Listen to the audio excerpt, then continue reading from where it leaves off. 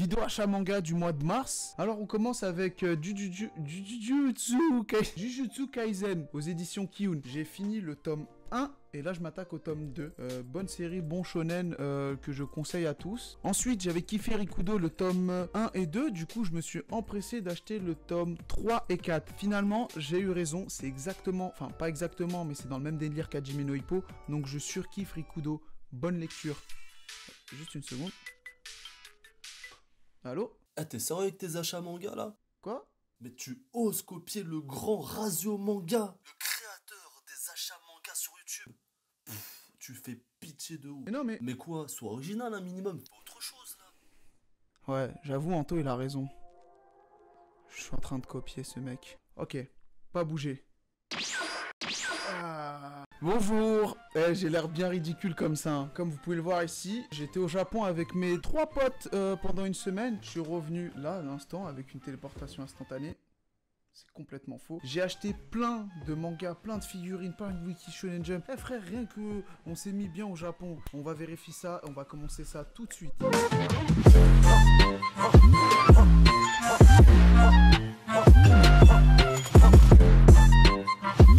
Bah, l'artbook de Slam Dunk, excellent. Franchement, dès que je l'ai vu, je l'ai pris. J'ai même pas cherché à réfléchir. Je l'ai pris, même si ça coûte 20 balles. Et je l'ai pris. Ce mec est un monstre en dessin. Faut que je vous montre. C'est tout. À l'intérieur, on va retrouver plein de belles choses. Regarde ça. Ce mec est un monstre en dessin. Tu peux retrouver aussi les artworks des designs. Par exemple, là, on a Sakuragi en train de claquer un dunk. Là, on a les différents dessins de son visage et de son corps et de comment il fonctionne. Les coups de crayon, c'est trop beau. Franchement, c'est trop beau. Quand t'es fan d'un manga comme Slam Dunk, t'es obligé de posséder cette pièce maîtresse. C'est de toute beauté. Donc, on va essayer de se trouver une étagère parce que je sais pas si tu vois, il n'y a plus de place. On va aller trouver une bonne petite place. Quand j'y étais, je suis allé chercher, je me suis pris le Wiki Shonen Jump de la semaine. Fin février, malheureusement, j'ai pas pu m'acheter celui qui vient de sortir en mars. Alors, la cover, on a qui? On a Luffy. Le Weekly Shonen Jump de la semaine de fin février. Et le voici. Bah, en vrai, je sais pas lire, mais pour la collection, il est là, quoi. Il est vraiment là. C'est beau, c'est quelque chose de symbolique. La cover est belle. Peut-être que dans quelques années, ça va valoir cher. Qui sait? Enfin bref, alors là je vous ai juste montré Weekly Shonen Jump de la semaine où j'étais, mais là j'ai du lourd avec moi. Donc j'ai pris celui-ci, c'est le Weekly Shonen Jump de 1980, c'est le numéro 27. On a à râler sur la cover, Dr Slump quoi. C'est vraiment une pièce maîtresse, c'est tout beau et tout. Je l'ai laissé dans son emballage. Pour celui-ci je l'ai acheté environ 18 €. Wow, 18 € pour un Weekly Shonen Jump, c'est cher. Ouais mais franchement, il est authentique, il est gardé bien comme il faut, etc. et tout. C'est tout beau, c'est d'origine, c'est parfait. Vraiment, clairement, vraiment. J'aime bien Dr Slump, j'aime bien le Weekly Shonen Jump, j'aime bien les trucs à l'ancienne, donc je l'ai pris, il est tout beau. Là, j'avais pris le Weekly Shonen Jump de Naruto, alors va savoir pourquoi. Je l'avais mis sur Twitter pour le fun, je sais pas pourquoi, j'ai eu 100 et quelques j'aime, je sais pas combien de retweets, et même le Mandarake, c'est le magasin où je l'ai acheté, qui est venu en me disant, ouais, merci d'être passé. Donc, le numéro 50 du Weekly Shonen Jump avec Naruto sur la cover, année 2000, j'ai trouvé qu'il était beau, donc je l'ai pris. Il coûtait environ 4 €, donc je l'ai pris, quoi, je me suis pas pris la tête, je me suis dit, c'est beau, c'est une pièce maîtresse. Les deux personnages sont mes personnages favoris dans la série, donc vas-y. Hein.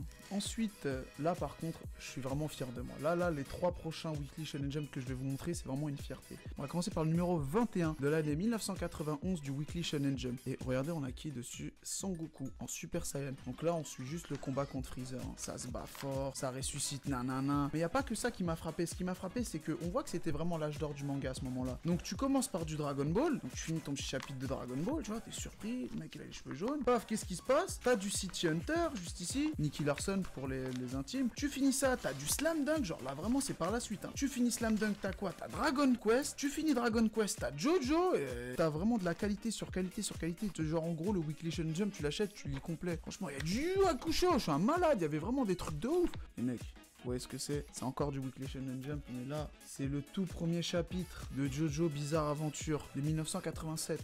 Et à l'arrière, ce que j'ai, c'est quoi? Le premier chapitre de One Piece, le numéro 34 de 1997. Premier chapitre de One Piece, suivi du premier chapitre de Jojo. Franchement, qui est le grand con qui n'est pas assez intelligent pour prendre ça? C'est pas français ce que je viens de dire. Mais bref, 2 gros trucs dans ma collection, je peux qu'être fier. Je ne peux qu'être fier. Alors on va s'attaquer au manga, j'ai tout ça. Hein. Ça c'est que des mangas japonais. Je sais pas lire le japonais. J'espère, et c'est un de mes objectifs que je vais me caler tout le long de l'année, je vais essayer d'apprendre le japonais. Je vous jure que je vais le faire, même si je suis un gros flemmard, faut que j'y arrive. Word, c'est édité en France, je l'ai pris parce que j'aime bien les Furios, on passe à la suite. Gintama, j'ai pris le tome 1 pour le fun. Hop, le tome spécial avec les dessins de Dragon Ball. Alors, vous comprenez pas, vous êtes là en train de vous dire, mais Gintama, Dragon Ball, c'est pas la même chose. Ta gueule. Étant donné que le créateur de Gintama est un grand fan de Dragon Ball, et bah ce mec a carrément fait une sorte de mini chapitre où il reprend trait pour trait les dessins du style d'Akira Toriyama. Ce personnage, regardez bien. Juste ici.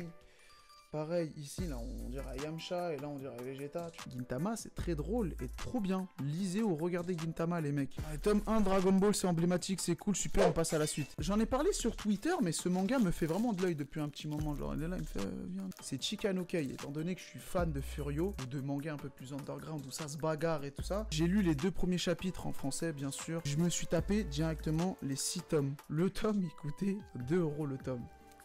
2 € pour... J'ai même pas envie de parler. Pour moins de 2 €, tu peux te faire des vrais mangas, parce qu'il n'est pas édité en France. Il est récent, donc je sais pas si un jour ou l'autre il sera édité. Moi, franchement, si je devais émettre un avis, la plupart des Furieux, ils sont même pas édités en France. Donc lui, il sera pas édité parce qu'il est déjà trop violent. C'est l'histoire d'un Japonais, ça se passe pendant les années 80-90, qui se retrouve emprisonné dans une prison aux États-Unis. Et du coup, pour survivre, bah ça devient latino. Le mec, il est là, rentre dans les gangs de latino, alors que c'est un Japonais.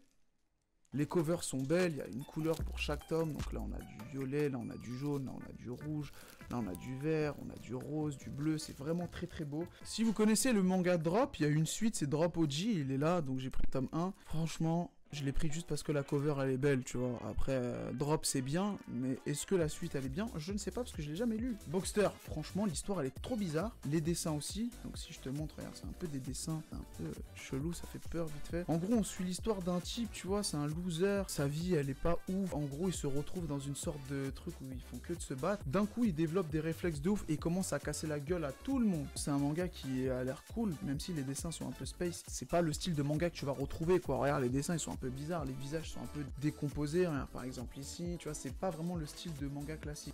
Lui aussi, je pense qu'on le verra jamais édité en France, malheureusement. J'aime beaucoup Kaiji, aucune transition, je m'en bats les steaks. J'aime beaucoup Kaiji, il a pas été édité en France, lui aussi sera jamais édité en France, on va continuer avec ce discours à la con. Et j'ai pris le tome 1 et 2, alors je sais pas c'est quelle partie, parce que je sais pas lire le japonais encore une fois. Et voilà, donc tome 1 et 2, Kaiji c'est excellent. Les dessins sont space, mais j'aime trop Kaiji, c'est vraiment trop bien. Ce manga a été édité en France, mais malheureusement, sa commercialisation a été arrêtée, c'est Clover. Au Japon, il est terminé, on est à 43 tomes, en France il s'est arrêté à 9 tomes. Il a été édité, ça a été stoppé, parce que je pense qu'il rentrait pas dans les standards des mangas qui vendent en France quoi. Je pense que vous l'avez remarqué, mais j'ai parlé que de mangas qui n'ont pas été édités en France. Et les mangas que je viens de vous présenter sont tous excellents pour moi. Et j'estime qu'on mérite d'avoir au moins un minimum de ce que je viens de présenter édité en France. Par exemple, Chikanokei, c'est un coup de cœur, j'aimerais vraiment le voir édité en France. Voilà, là c'était pour les mangas, on va passer aux figurines. J'en ai acheté plein. Sasuke Uchiwa que j'ai acheté pour la modique somme de 8 € la figurine, c'est pas une blague, je l'ai vraiment acheté pour 8 €. Il n'est pas dans sa boîte. Jojo, une figurine de Jojo, de Jotaro exactement. Pareil, je l'ai acheté pour environ, alors celui un peu plus cher, je l'ai acheté pour environ 16 €. Mon personnage préféré de Dragon Ball, regardez, oh son bras s'enlève. En fait c'est parce que c'est une figurine où on peut changer son truc. Donc là il a sa tête de Super Saiyan 2 et là il a sa tête de Super Saiyan 1. Tu le mets avec la tête du Super Saiyan 1, ça donne Sangohan Super Saiyan 1. Tu vois, en quelques secondes, tu peux enlever sa cape, ses bras, en mettre d'autres. Clairement, une bonne figurine que j'ai achetée pour environ 5 €. Je l'ai achetée pour 5 € cette figurine, les mecs. 5 €, bon, elle est sans sa boîte, mais ensuite, on a Trafalgar. Seulement cette version, mais après, celle-ci, je peux l'échanger avec un sabre que j'ai derrière et que j'ai la flemme d'aller chercher. Très belle figurine, très belle. Je l'ai achetée aussi pour environ 8 €.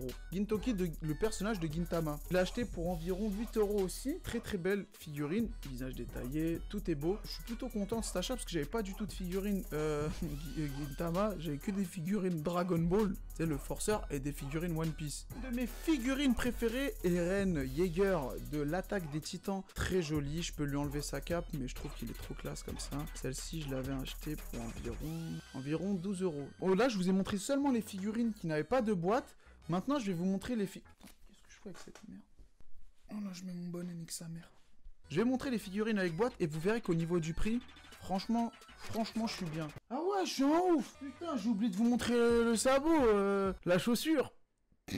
Donc 13 € environ. Là, j'ai acheté un Matcher Maker. Ça veut dire que c'est des figurines qui sont liées. Duel Makers, entre matchmakers, pardon, entre Broly et Gogeta. Donc 14 € les deux. Après, on a Gotenks. Je l'ai acheté à 1000 yens avec sa boîte. C'est une édition Grandista. Il peut se mettre soit en normal, soit en Super Saiyan. Pareil, avec un système de tête qui change. Sangoku Ultra Instinct maîtrisé en Maximatic. J'ai jamais eu cette édition. Super figurine. Maximatic Sangoku, 1000 yens, environ 8-9 €. Je l'ai vu déballer avant de l'acheter. Elle est super belle. La figurine de Black Goku à 800 yens, 7 € environ. Mystic Gohan, la voici. C'est Antosama qui l'a trouvé. Il a fait, regarde la Mystic Gohan à 4 €. Je fais, ah ouais, je la prends. J'ai même pas réfléchi. Tu vois des figurines comme ça dans leur boîte à un prix dérisoire comme ça, tu peux pas laisser ça passer. T'es obligé de la prendre. Une figurine de Kakashi, 9 €. Ouais, 9 € environ. Sanji, elle est vraiment trop belle. Je l'ai acheté pour 1200 yens. Donc c'est environ 11 €. Voilà. J'ai pris des petites figurines Akira, parce que déjà les grosses elles sont chères et mal foutues. Très content, parce que je suis fan d'Akira, je pense que je vous l'ai dit dans une vidéo. Du coup là pour celle-ci j'ai Mai, là j'ai le grand, l'unique, le seul Kaneda, et là j'ai Tetsuo, une de ses meilleures formes. Oh là là, la vidéo est finie. Mais pourquoi nous devons nous arrêter là? Parce que chaque chose a une fin. C'était une vidéo assez spéciale concernant mes achats au Japon. Super beau pays, super beau peuple. Avec mes potes on s'est mis bien. À une prochaine vidéo. Salut. The time we spent was so divine.